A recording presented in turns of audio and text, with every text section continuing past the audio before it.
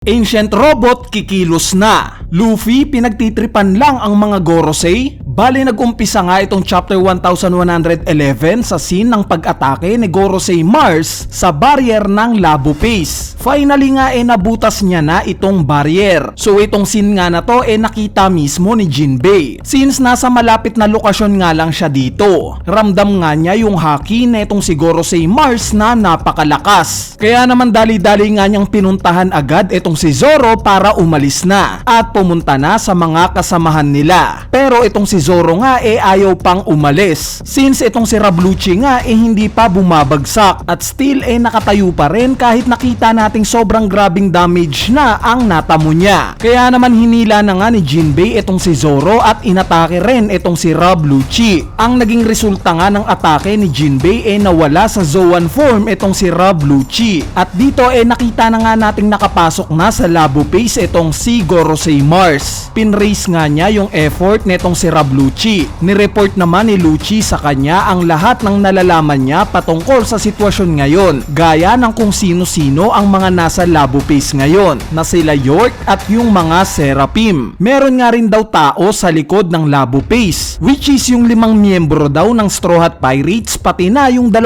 pang satellites ni Vegapunk. Bukod pa nga dyan nabanggit din ni Lucci kay Mars na meron na lang daw natitirang 6 na minuto para pigilan itong mensahe ni Vegapunk. At bago pa nga umalis itong si Gorosei Mars nirequest nga ni Rablucci na i-spare daw ang buhay ni Kaku. Though hindi nga nangako itong si Gorosei Mars sinabi naman niya na mahirap daw itong magawa. Since simula nga daw ngayon hindi na siya magpe-pay attention sa kung sino ang mapapatay niyang mga insekto. At dito tuluyan na ngang umalis si Gorosei Mars. Sa sumunod na panel naman napunta nga tayo sa lokasyon ni Luffy. Ipinakita nga na nagkakamustahan sila ni Brogy at Dory. Sinabi nga ni Luffy na 2 years na daw ang nakakalipas simula nung huli silang magkita. Tugon naman ni Dory na halos hindi nga daw niya ma-recognize itong si Luffy nung una niya tong makita. Obviously dahil nga yan sa transformation ng Gear 5 ni Luffy. At dito tinanong na nga ni Brogy si Luffy kung paano daw ba niya nalaman itong Sun God na kilalang kilala daw dahil sa mga kwento sa Elbaf. Nung marinig nga yun ni Luffy medyo na-confuse siya. Kaya naman pinutol nga niya itong pagtatanong nila Brogy at Dory at sinabi niyang mamaya na daw nila yon pag-usapan.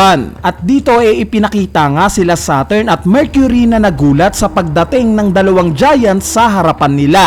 Masamang pangitain nga daw ito base kay Saturn. Mabalik nga kila Dory sinabi nga niya na itong appearance daw nila Saturn at Mercury very similar sa mga creature sa forest ng Elbaf. Ganito nga daw yung mga hayop doon. Hanggang sa sumingit na nga itong si Luffy at sinabi niya kila Brogy at Dory na ang goal daw nila hindi lumaban at talunin itong mga Gorosei. Bagkos ang totoong goal daw nila ngayon ang makaalis na sa Egghead Island. Nung marinig nga ito ni Dory sinabi niya na alam na daw nila itong impormasyon na to. Since during nga daw sa pagpunta nila dito nakasalubong daw nila itong si Sanji at sinabihan daw sila na kapag nakuha na daw nila si Luffy dumiretso na daw sila kaagad sa likuran ng isla since ito nga daw yung escape plan nila. Kaya naman sa sumunod na panel nga ipinakitang naglabas ng malaking Viking horn itong si Dory at pinatunog ito. So ito na pala yung hudyat ng mga giants na nasa kanila na si Luffy at maghanda na sa pagtakas. Bali naintindihan nga ito ng mga kasamahang giants nila Brogy at Dory. Kaya naman nagready na nga itong mga giants na nasa likod nitong Egghead Island.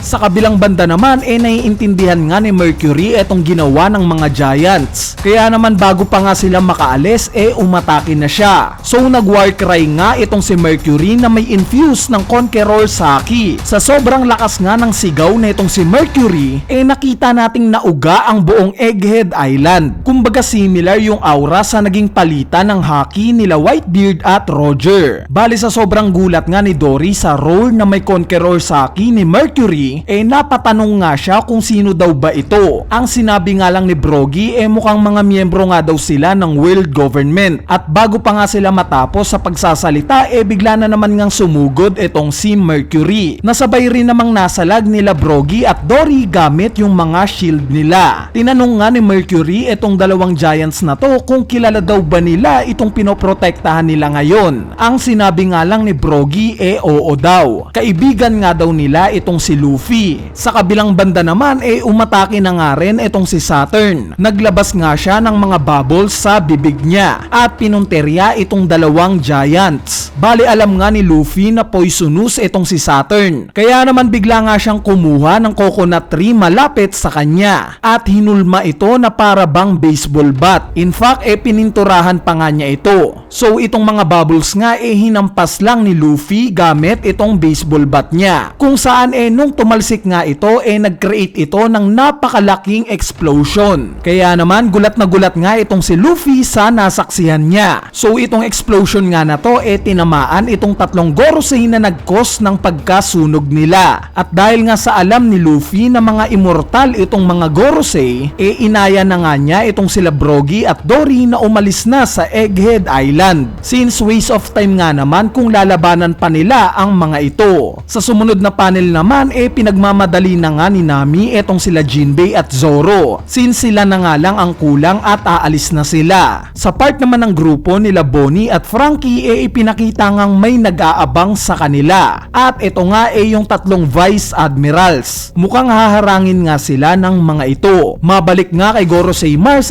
pinuntahan niya pala itong si York. Tinanong nga niya ito kung nasaan daw ba yung signal na pinanggagalingan ng broadcast ni Vegapunk. Nakita nga natin itong si York na takot sa muka ni Mars. Sa sumunod na panel naman ipinakita nga itong si Admiral Kizaru na nasa isang barko ng mga Marines at nagpapahinga. At sa huling panel nga ng chapter na to may isang Marines na nagre-report na may nakita daw silang higanting creature na nasa northwest ng isla. At ito na nga yung ancient robot. Bali nagsalita nga itong ancient robot. At ang sinabi nga niya I'm sorry Joy Boy. At dito na nga nagtatapos itong chapter 1111. Bali ngayon pag-usapan naman natin ang mga pangyayari sa chapter na to. Unahin na natin itong scene nila Zoro at Jinbei. Ipinakita nga ni Jinbei sa chapter na to yung pagiging kuya figure niya sa Straw Hat Pirates. Dahil kung si Robin nga yung parang ate figure nila dito or yung parang pinaka-mature mag-isip sa kanila, yung lalaking version naman niya ngayon ito nang si Jinbei. Inawat nga niya itong si Zoro dahil alam niya na talagang tapos na yung laban nila ni Rob Lucci. At ang mas importante nga ngayon